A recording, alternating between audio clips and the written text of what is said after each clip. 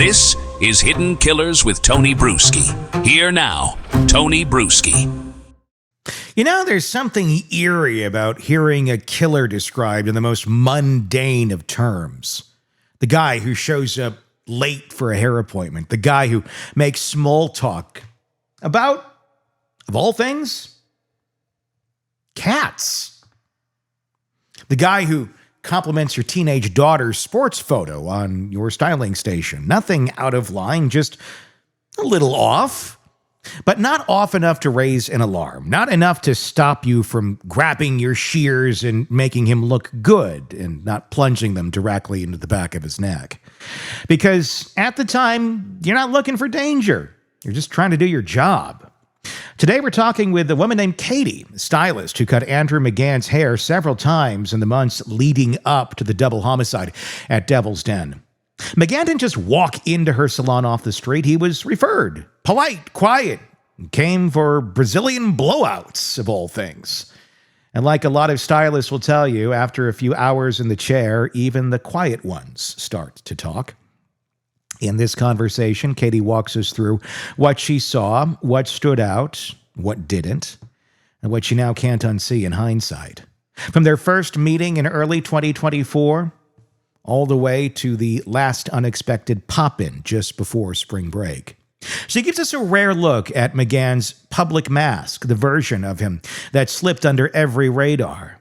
She shares a moment that turned chilling in retrospect, when he lingered a little too long at the photo of her daughter, when he showed up unannounced at night, when his mugshot later flashed across her phone screen, confirming the gut drop she didn't even know was coming. But what's even more telling than the red flags are the beige ones, the quiet details that didn't register until it was too late. Because McGann didn't look like a monster. He looked like a guy trying to squeeze in a trim. And Katie, like so many others in his orbit, had no idea who she was really talking to. So what does it feel like when the man in your chair becomes the man in the headlines? Let's hear it directly from Katie. Katie, let's get back into this and start from the beginning. How did you first meet Andrew McGann? Katie, it's not often that we're talking about a killer and we're getting so much information from his hairstylists. I've already talked to the stylist here in Northwest Arkansas in Fayetteville that was doing his hair as he was being arrested. But you have a little more insight into the personality of this man pre any of this going down. Take me back in time. I mean, how long have you known him? And give me your first impressions and memories of this man. So I first did his hair in February of 24. Mm-hmm. So a little over, a year and a half ago, maybe. Yeah. And he was referred to me. So I took him on, no problem. He wanted a Brazilian blowout, and I had no problem doing that. I had him send me some selfies so I would know what I was working with, because he was actually the first guy that I would be doing a Brazilian blowout on. Mm-hmm. And yeah, he came in and I did that service, and I was with him for probably about that. It's a little bit of a lengthy service. So 2.5, 3 hours that first time I did his hair, and everything went totally fine. He was quiet. I definitely had to do the majority of the talking at first to kind of pull, some stuff out of him. Mm-hmm. But he answered all my questions and we got super chatty, and it was a normal appointment. Yeah. I mean, back when I was getting my hair done, which has been a century or so, or a decade, I used, to go, it turned into like a therapy session almost by the time you're done getting your hair done. I always joke that we should retire with some sort of certificate, some therapy. Yeah. How about a dual thing where it's a salon and you're all licensed counselors? I think that would be a great idea. I mean, we'd kill it. We would kill it. But so yeah, I mean, just normal questions. Do you remember even what you asked him? Because I mean, if it's just a normal day, you see tons of people. It's got to be, not that easy. So actually, the first question I asked him was why his selfies were so angry looking. Okay. Like I asked him for pictures. He sent me the pictures.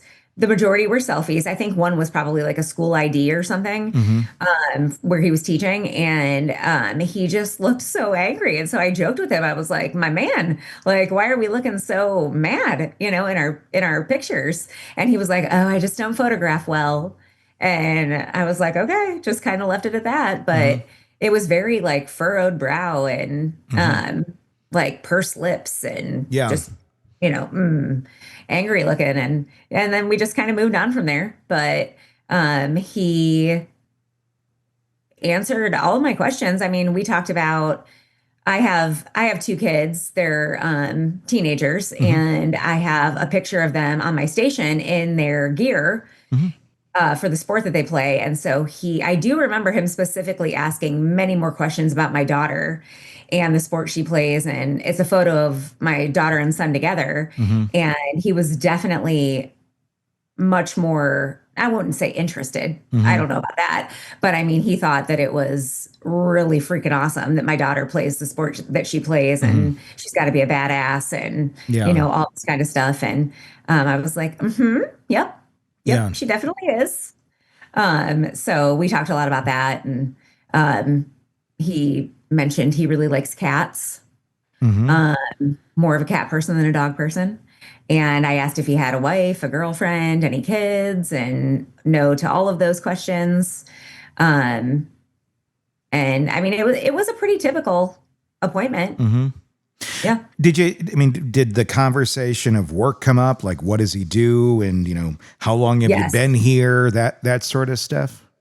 Yeah. So I know his family all lives in the area and he has been there for quite a while. Even though we started teaching in Texas, I think coming to Oklahoma was kind of more of like home base. Yeah. Probably. And he did talk about teaching at Broken Arrow, which is where I live and the district that my kids would go to school in. They don't go to school there. Yeah. But I obviously have, a ton of family and friends and very close ties with the elementary that he was teaching at. And so he told me a lot about his running club that he had started and that he was a very avid runner. And he had actually come to his appointment that night directly from the running club that he was doing there with the kids. What did you learn, maybe even post some of this? I'm sure a lot of questions started coming up about, okay, well, when he was around here, what do we know about him? You said you had some friends that teach over there. Did you hear anything from them about what he was like while teaching in Broken Arrow?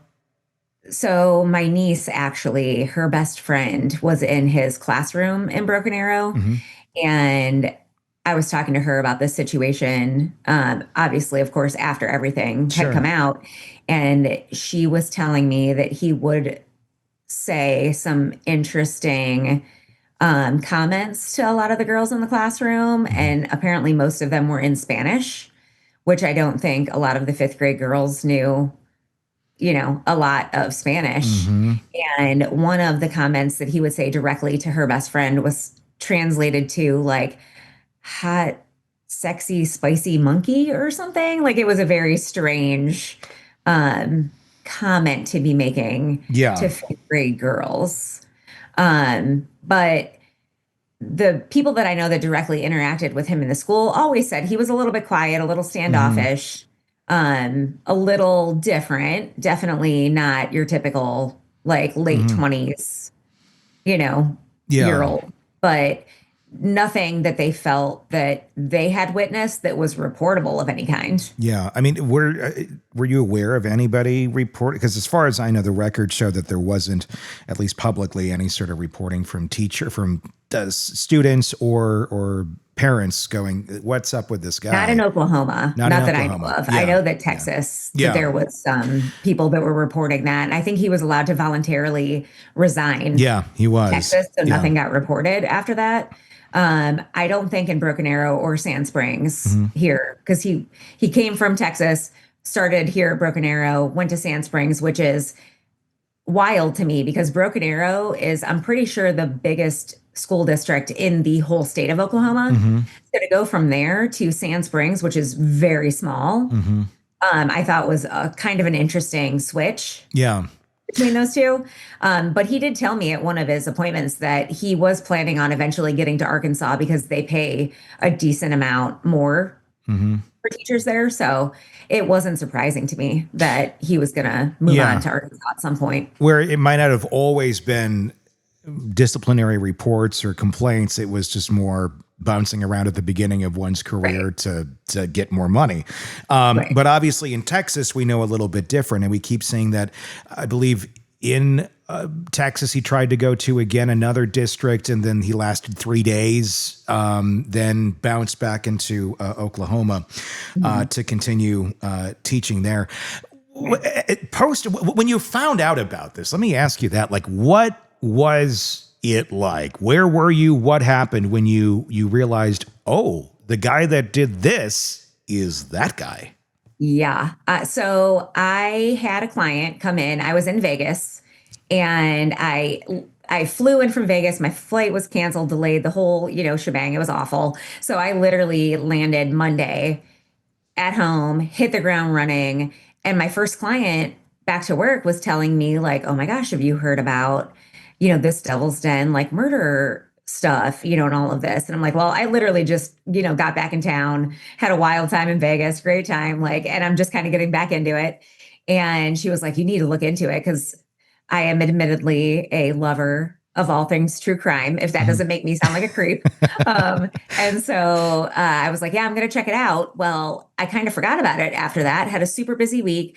Then on Thursday, I'm at the salon and I'm waiting on a client, and I just open Facebook and I'm just, scrolling, giving my phone a scroll. And here's the story reported by one of our local news stations. And so I was like, oh, I need to catch up on this. This is what my client was telling me about. And I click on it and start to scroll through the story, and up pops his booking photo. And I was just like, what the heck is going on? Like, surely that is not him. So then I kind of do a quick scan of the article and see his name. And I'm like, whoa. Yeah. Like, that is definitely, because when my client on Monday was telling me about it, he hadn't been caught yet. So he was still, like, this murderer is on the loose and, all of these things. And then to fast forward to Thursday, and I'm just scrolling and, pop into this story, and holy crap, there is my client. Yeah. It was wild. Like, I never in a million years, like, the time I spent with him was not a ton of time. Yeah. I saw him, I think, 4 times. From February of 24 through the last time was about spring break-ish this year. Yeah. But never in a million years did I ever think that would be anybody I'd be seeing in a situation like this. I'm guessing you've been doing this for a little while. I have. So I'm going to guess over that course of time, you've had some creepy folks that have come and sat in that chair. Yeah. And, you kind of like, I'm uncomfortable. This is weird. Would you have put him in that category until after you found all this out? No. Every time I did his hair, it was fairly late at night. I was at the salon by myself, just the two of us, but because he was a referral, I never had a question. He never did anything with me or in my presence to make me think that, this is I will say the last appointment I had with him, which actually wasn't even an appointment. He did not have an appointment scheduled. And he showed up to the salon around spring break of this year. And I always lock the door because, that's what we do. And I was the only one in there, and I was letting my last client of the night out. And it was probably about 8:30 at night. And as we walked to the door to unlock it for me to let her out, he came like rushing up to the door. And I was like startled, and my client was like, whoa. And I was like, oh, Andrew, like, hey, what's going on, man? And he was like, oh, I was just in the area and thought I'd, see if you could squeeze me in. And I'm like, okie dokie. Well, it is 8:30 at night, and this was my last client. So I guess come on in. And so I cut his hair, and all was well. And that was it. That was the last time I saw him. But it was interesting because he's always had an appointment. And anybody who knows me and has come to me for any amount of time, like, it's a very appointment-based business. My salon is absolutely not a walk-in salon. We're all very well established, so nobody's sitting around just waiting for anybody to stroll through the door. So it was interesting. But other than that, just, kind of a fairly normal seeming guy, angry in pictures, but, there's a lot of guys that are angry looking in pictures. But right. He was very particular about his hair.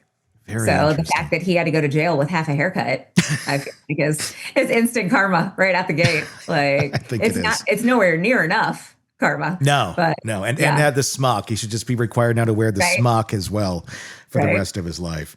Show that in court. Katie, thank you so much for talking with us today and giving us your story on this. Another slice of that life that we're trying to understand. Mm-hmm. There's something deeply unsettling about how normal it all felt until it didn't. That's the part that lingers after this conversation with Katie. You're left with this uncomfortable truth that someone capable of what McGann allegedly did could just as easily sit in a salon chair for 3 hours, smile politely, and ask about your daughter's soccer game. And that, until the moment it all unravels, they look just like everybody else. What Katie shared wasn't about some smoking gun or twisted confession. It was about the slow burn of recognition, the subtle shift that happens when the name you casually know becomes the one attached to a mugshot, a press release, a double homicide.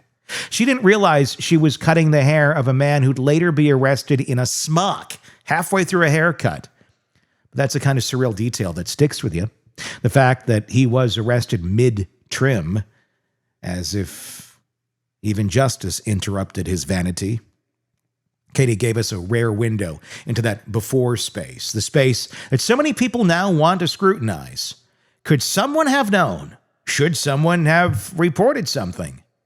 But here's the truth. Most of us don't live with that level of suspicion. Most of us trust that if someone is standing in front of kids in a classroom, they've been vetted. Most of us assume a guy asking for a haircut isn't plotting something unthinkable. But clearly in this case, the system missed it, and so did nearly everyone around him. So where does that leave us? Leaves us with a hard look at how predators like McGann can navigate public life, bouncing from school to school, salon to salon, wearing the face of a man who blends in just well enough until he doesn't. And it leaves us grateful for people like Katie, willing to come forward and share what they saw, not because they had all the answers, but because they have a piece of a puzzle. And right now, every piece matters. Thank you to Katie for coming on and sharing her experience. Let me know your thoughts in the comment section on YouTube. If you're not there already, just search Hidden Killers with Tony Bruschi to get in on that. And press subscribe while you're there. Press subscribe on the podcast if that's where you're listening to us. If you haven't found us on the podcast platform but are on YouTube, do that same search wherever you get podcasts. Hidden Killers with Tony Bruschi, and you can subscribe there and take us wherever you go. I want to know your thoughts, though, in the comments. Until next time, my name is Tony Bruschi. We'll talk again real soon. Want more on this case and others? Then press subscribe now and don't miss a moment of true crime coverage from Tony Bruschi and the Hidden Killers podcast.